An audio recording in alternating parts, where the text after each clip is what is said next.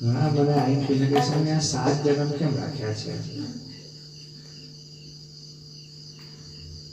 અને બહુ ઓછા વ્યક્તિઓ હોય અને હમણાંના કાળમાં તો જરૂર થઈ ગયું તો કયું પાઈને જોડે સંસદ છે એટલે 7 જન્મ તો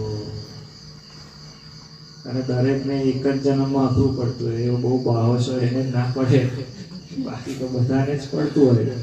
તો તમે પૂછો કે 7 જન્મ કેમ રાખ્યા? હવે આ પૂછવી દે એવો પ્રશ્ન છે, સામેવાળાની વૃત્તિ જોઈને જવાબ આપવો પડે.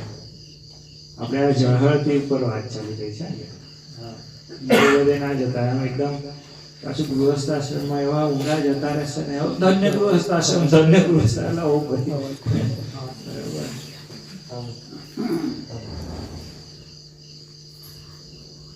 પણ રાજા ભગીરથે તપ કર્યું અને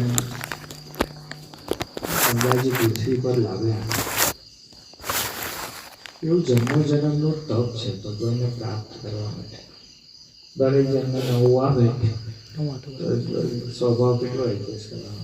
એક જન્મે પછી ખબર પડી ગઈ હોય કે આ આવા છે તો પછી બીજા જન્મે ગાડી અંદર ચાલે કે આવા જ છે હવે તો કે ચાલવા દો.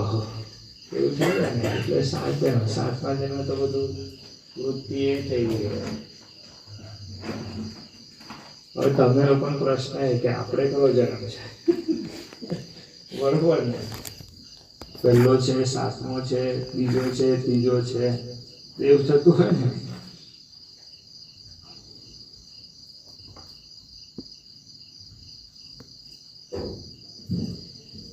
લવ મેરેજ વાળા હોય ને એ તો એમ જ કે સ્વામી અને પછી થોડુંક 2-5 વર્ષ થાય ને પછી કે સ્વામી 7મો જ હશે ને તો આપણે છે બધું દુઃખ જોઈ નક્કી કરીએ. આપણું થર્મોમીટર જ એવું છે.